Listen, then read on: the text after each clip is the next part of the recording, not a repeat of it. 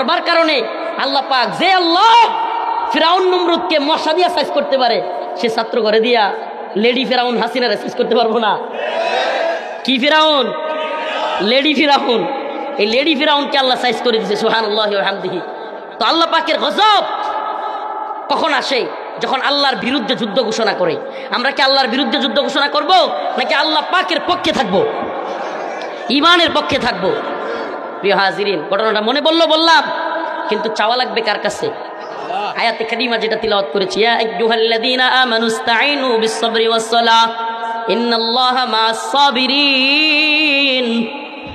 আল্লাহ পাক বলেন সবর এবং নামাজের মাধ্যমে তোমরা আল্লাহর কাছে চাও।